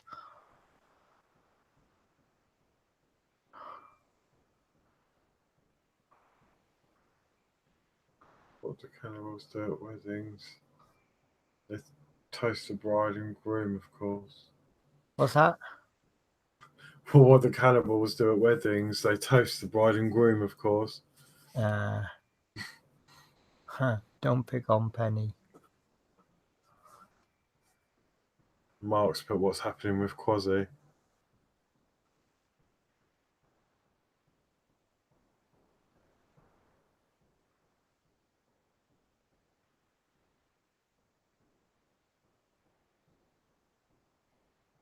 The UK's oldest goldfish has just died, aged 44.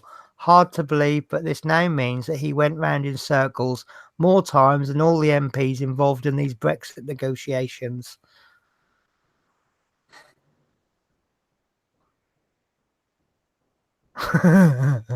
I hate when girls act like they're too good for McDonald's. Talking about, I care what goes into my body.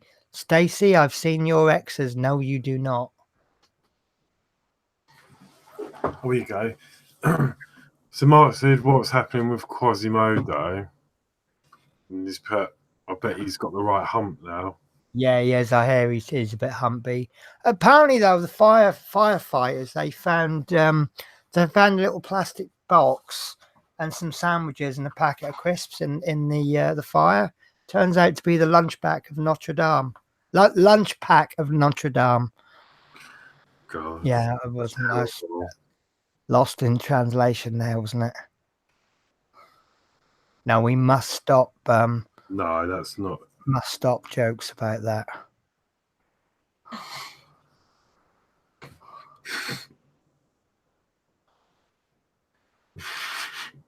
We love that now.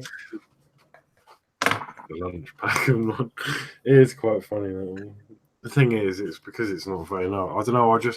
I think it's more of a nervous. I think it's because I don't know. It's not funny, but it is and it isn't. I know it's it makes it funnier. Yeah.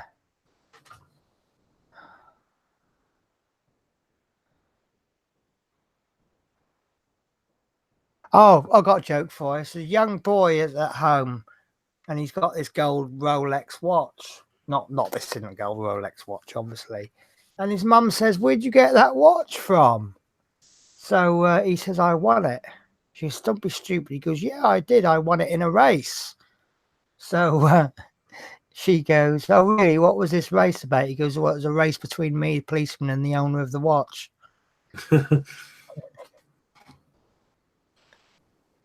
Yeah, I love it when Horlicks gets the giggles, Michael. It is quite funny. Yeah, I need to be careful because last time I had a giggling fit. Penny recorded it. Oh yeah, and it became like an MP3. Credits, didn't it? And then the next minute I've got an MP3 being sent to me, and I'm like, oh. Yeah. Okay. So, I don't know what else to say, really. Yeah, I think there isn't really. I think I'll be honest with you. I'm contemplating saying that we'll finish the stream. It's better to sort of leave it short than ruin it. Yeah, I think so. Yeah. So I don't know if anybody else wants anything to bring up. Oh, it was an amazing. I've been so busy this week, obviously working and doing bits. I forgot to ask permission, but obviously, as well as Jason's diorama, there's another one, isn't there? That's yes. And I was going to ask permission to show the pictures, but I haven't done that. So perhaps for next week. But any of you that are on the group, there's an amazing diorama on there. Yeah. Yeah, I don't know if they were inspired by Fleetwood J or just did it, but it was it's really good. I mean, do you remember when all the good builds were just people who've just been up to date and has done their build really well? Now you're having to put so much effort in to be considered one of the better builds. And I think that's brilliant, because people are, it's not just the bus, they're doing everything that goes around with it, aren't they? So yeah, I kind of feel under pressure to do a diorama now. Another riddle for you. A simple one. If you're in a race and you pass someone in second, what position does that make you? Okay, do you know the answer to that? Yeah. Okay. Should we let people guess, or do you want me to just put you out of your misery now? I think it's first. No. Oh no, second. You're in second. Yeah. Yeah. Duh. Yeah, no, it catches out a lot of people. It's like the silly question, things like, what color was Napoleon's white horse? Yeah, it's like the other one I know as well. There is a there's an electric train traveling along, and the wind is blowing to the west. What way is the smoke blowing? Yeah. It isn't.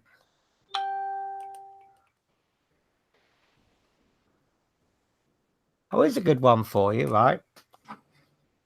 A peacock owned by Farmer A lays an egg in the farm of Farmer B. Who owns the egg? The peacock. No. Of course, the peacock laid it. It's the peacock. Did it?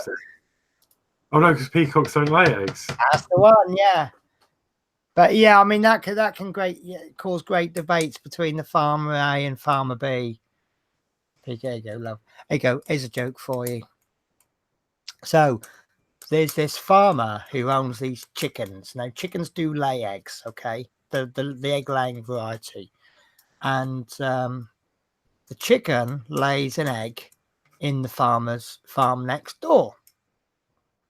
So the farmer next door is claiming ownership of the eggs, but Farmer A is claiming ownership of the eggs because he owns the chickens that lay the eggs.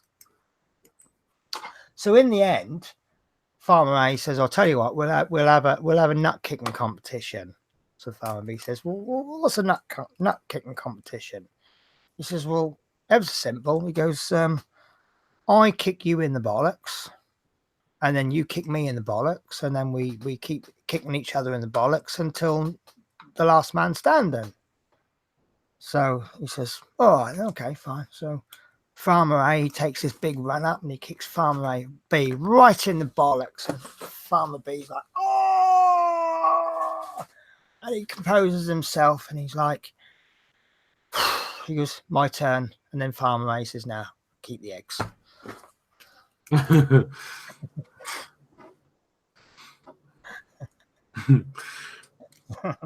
I just love that one. Yeah. Just keep the eggs.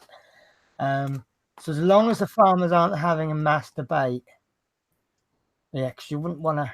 I'll tell you what, I was in a butcher's in today in Cardiff, and I said, as I went in, I went, "Hello, is anyone in?" And he goes, "Hang on a minute, I'm just deboning a lamb." I said, "No, sod this, I'm going to a different butcher's." So,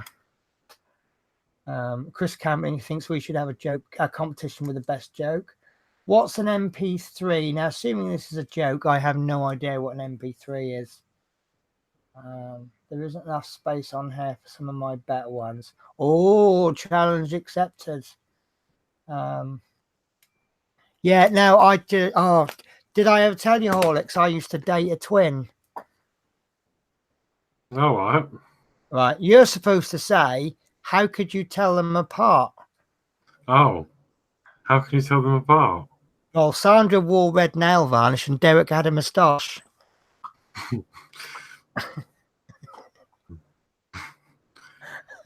Oh dear. Yeah. Okay. I also had an ex-boyfriend who claims to be 6'3". What he didn't tell me that they were two separate measurements. I remember going to my butcher's and asking for a sheep's head, but asking him to leave the eyes in so it would see. So it's, oh, that's awful, Mike. Leave the eyes in so it could see you through the week. Right, go on then. Let's finish the show with a Horlicks joke. I haven't got any. Never have any jokes, do you, Horlicks? We'll have to get you ready. Let's see if I can find any short ones on my dirty joke page that I belong to. I did used to know a couple of good ones.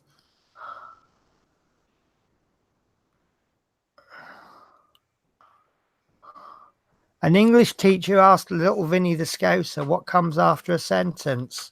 That's easy, said Vinny, an appeal.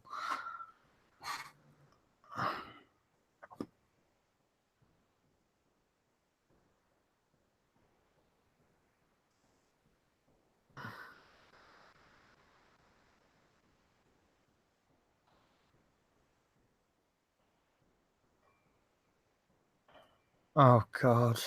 Because of the fire, Quasimodo was selling his car. Does anybody want to buy a hatchback from Notre Dame? Peter Kay, absolutely fantastic. She was only a young Clippy, but she left the bus inspector. Yeah, Tim Vine jokes, absolutely brilliant. Tim Vine is very good with these one. I got a lot of respect for comedians that do one-liners, because if you are good at, like the old Ronnie Corbett stories, you can pad out like an hour-long show with 4 jokes, but one-liners, you've got to keep them coming, haven't you? And some of the little, what was the Tim Vine? Look up Tim Vine, a song called Alarm Bells. It's really, really funny. I've got one. I can't remember what it is. I think it's really old, and actually, I think you might have told me before. So a crab, no, a lobster walks into a bar. Yeah, sorry, I know the joke. And asks the barman for a pint. And the barman says, "Oh, I'm not serving you." And I think it's a lobster, isn't it? The lobster says, "Oh, why is that?" And the barman says, "Oh, it's because you keep giving it all that." Yeah. Sorry. That was awful, but yeah. There's a pub landlord, and he hears a knock at the door, and he looks, can't see anyone there, so he goes back and he hears a knock again, and he's looking, he can't see anything, so he goes in again, he hears another knock, and then as he opens the door, he hears his little voice down there, and he looks, and there's a snail, and he says, "What do you want?" And the snail says, "Can I have a pint?" So the landlord picks up he throws him, says, "Bugger off." Anyway, a year to the day, there's a knock at the door, and there's that same snail down there. And the landlord says, "What do you want?" And the snail says, "What'd you go and do that for?"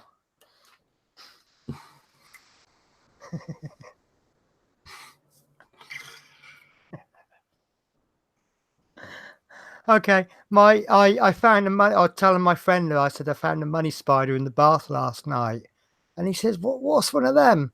I said, "It's a big white tub that you sit in and you clean yourself in it." What's this? Tommy Cooper were absolutely brilliant, weren't they? Yeah. Horse walks into a bar, and the barman asks why the long face. Yeah. White horse, you might not get this actually.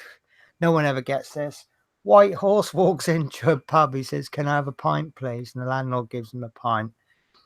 And after a while, the landlord says, "Oh, sorry for staring at you." He says, "But," he says to this white horse, he says, "We've got a drink named after you." And the white horse looks at him and goes, "What, Eric?" I might have to explain that one. Have you ever heard of the whiskey called White Horse? Yeah. So we've got a drink named after you. What, Eric? Oh. Okay, I found it funny.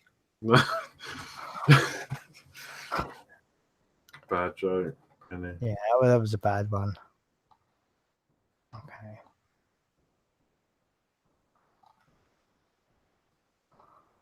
Anyone watch Game of Thrones on Monday? Any big fans? I thought that was probably the best episode 1 of all the series. Easter joke. Easter joke. I think I missed something. Oh, hang on. There was one that she did me one the other day, and it was quite funny.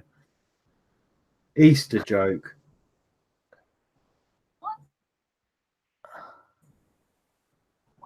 Oh, where is it?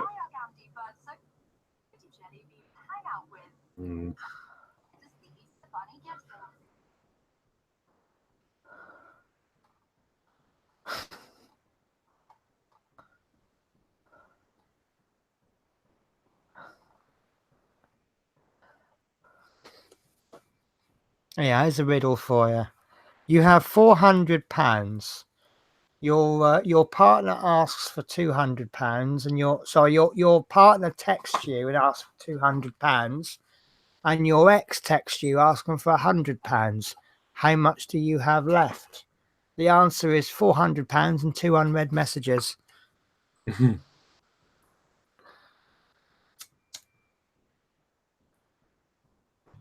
Native American dad talking to his son, and his son asks where he got his name from. Well, elk running. You were named after the first thing we see.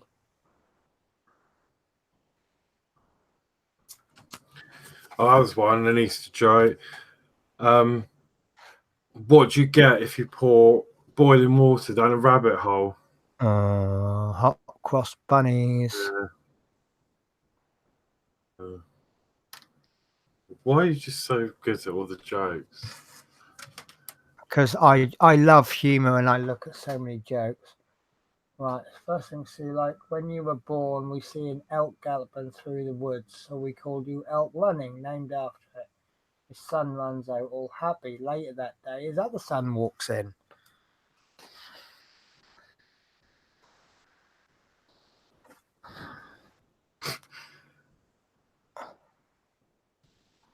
I can't find any more good short ones. What stories does the Easter Bunny like best? Excellent. The one with hockey endings. Oh dear, that's terrible.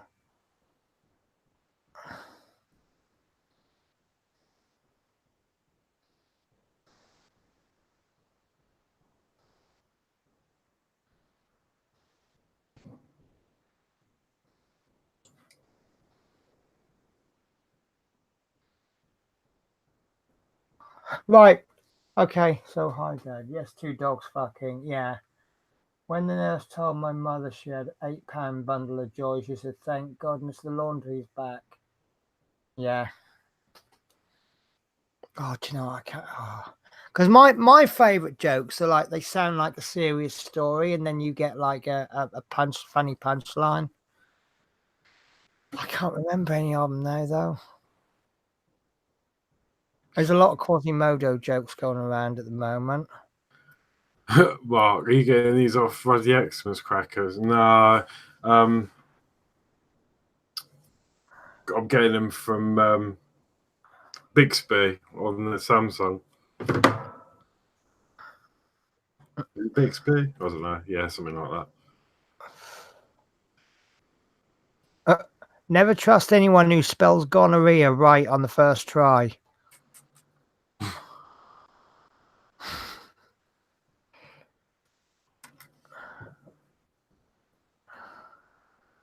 Oh dear. Okay, so just a reminder then for gone to email the show email address with your address. Yeah. Also, I will get that organised for you as soon as possible. So you should receive that. Soon.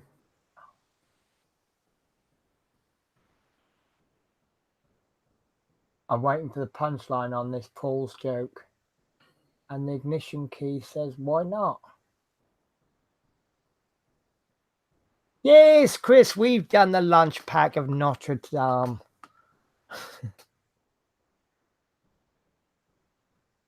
Oh, yeah. There was a load of things that I knew, like it's in Minneapolis, you cannot take a picture of a man with a wooden leg. Did you know that? Where? In Minneapolis, you cannot take a picture of a man with a wooden leg. All right. Yeah, because you need a camera. Yeah. Oh.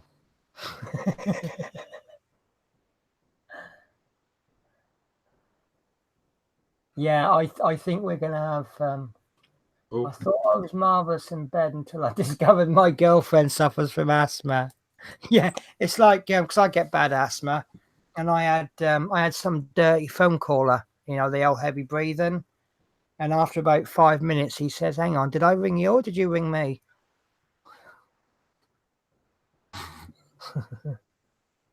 Why is dyslexia so hard to spell? All right, it's one of that plus size woman. He dedicated a song to her called "I'll Never Get Over a Girl Like You. You're gonna have to make the tea yourself." Oh, I'll leave you with this. Actually, there was a story about a married couple. They've been married for donkey's years, and the woman died, and about 2 weeks later, the man died, and they say that he died of a broken heart. Bollocks! He just couldn't cook. Okay, we'll leave that one then, shall we? Oh, it is a good one. You'll like this one. I mean, the thing is with me, I've always been terrible at jokes. So yeah, but I can get you to laugh sometimes. So you're not that terrible. I don't know whether it just doesn't go in or it doesn't register. I don't know. I've always been the same. I don't think I'm the brightest tool, but this, you know, no, it's just your humour is quite the same as anyone else, is it? Right, okay, guys, I'm going to leave it there. Last chance to have a guess at the number of parts that are coming in issue 63. If you're watching this after the show has gone live, obviously pop your guess in the comments. I will collate them and we will announce the winner during next week's show. How does that sound? Yeah. Marty with Fire, are you getting the rail tracks for the Deloitte? No. Well, currently now, no. I'm not going to be doing the extended version. I'm happy as it is, but it could change. I'll see when I haven't got the pamphlet yet or the flyer that I can read in English anyway. I know Wild of Wayne did it on one of his videos, and it was, I think he got sent it from someone in France. Yeah, that's right. Yeah, I remember seeing that. Until I've seen it in English and know what we're actually getting at the moment, no. So yeah, it looks a nice enhancement, but I think a lot of people are unhappy with the build now, aren't they? There's a lot of things that don't work. So to spend an extra nearly 300 quid on something that you really don't know what quality you're getting, you know, and is it something you could perhaps adapt yourself, make your own diorama or something? Yeah, that's possible. Yeah. Well, yeah, anything's possible with a 3D printer. Well, yeah, I wouldn't even think of 3D print, to be honest with you. Well, I hope everyone has an excellent Easter.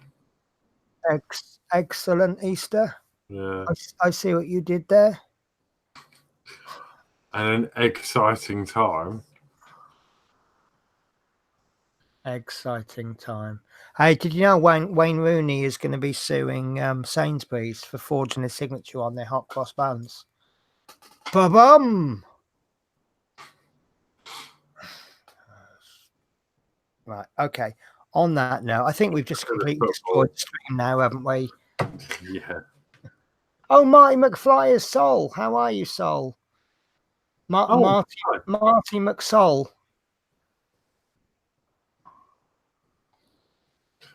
McFly, that's good.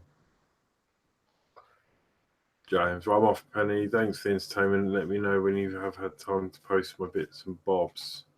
Oh yeah, I'll get them done. I'm really, really sorry. I'm just useless. Don't worry, I'm still patiently waiting for some brass rods.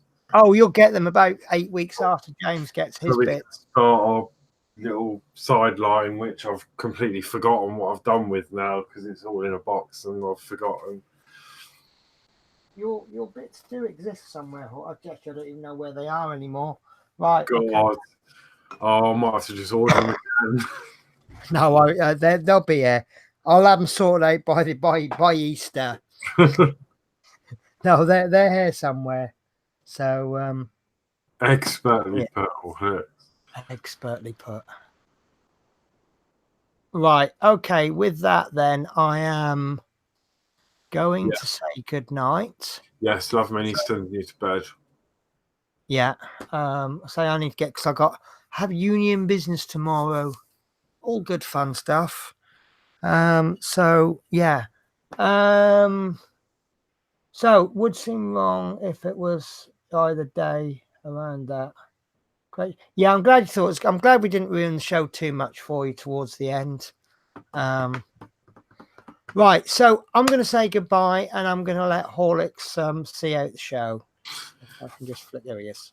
Yeah. So see you later, everyone. So thank you for people that entered into my little competition, and yeah, I hope you have an excellent Easter, and see you next week. Okay, take care, guys.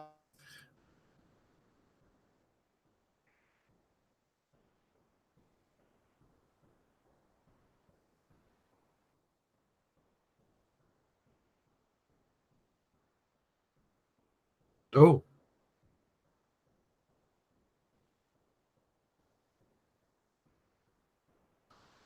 Am I still live?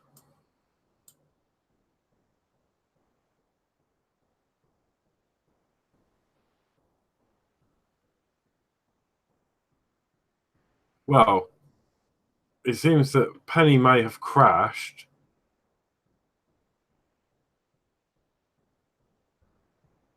And left me live on the stream. Oh dear.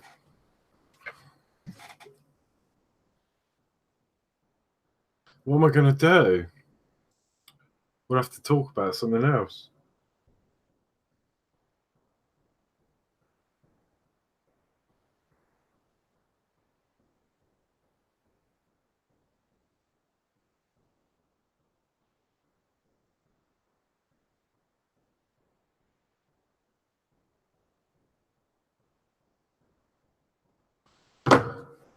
Waiting for people to join this video call.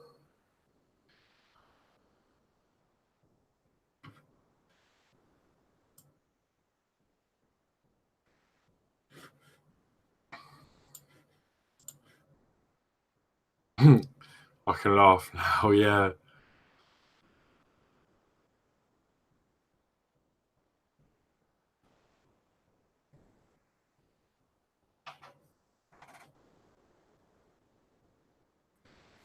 Hello, am I back?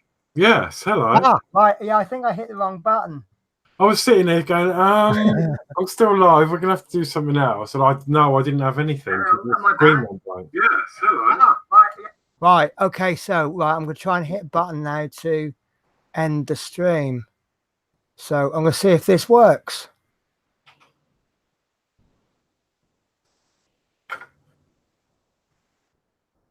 No, I'm still live. Oh, how funny.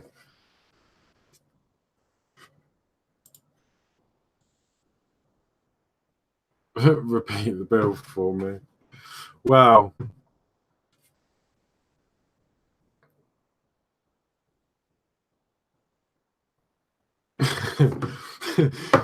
Yeah, we oh, so yeah, issue 61. We actually did the steps this week. So we did 3 lots of. We had like 6 parts, and then we installed the steps, ready for. Well, we built the individual steps ready for next week. Oh, you're Hello. back. I have absolutely no idea how to end the show. If I press the red hang up button, it just leaves the call. Oh. I don't know how to finish the stream. Oh, It's saying live. Yeah, I'm watching myself. We may have to stream forever. We'll have to do a 24-hour stream. Oh no. Jokes all night. I don't know how to finish the stream, guys. Right. I'll tell you what, Horlicks. Shall I leave first? You leave the call and then I leave the call. Do you think that might end it? Hopefully. If not, can you do it through YouTube, perhaps? I don't know. No. Okay, well. Hopefully. Hang on, I'm just doing the playback. If not, can you do it through? Right. All right. We'll have to try it that way because this stream can't go on forever, can it? No. Okay. Right. See you later. And yeah, take 2. Bye. Right. Horlicks is gone. So, right. I'm just waiting for the catch up. Hopefully that should leave me. Yeah, I'm back. Oh, I'm moving. Right. Okay, guys, hopefully this is going to work, and I will see you later. Bye-bye.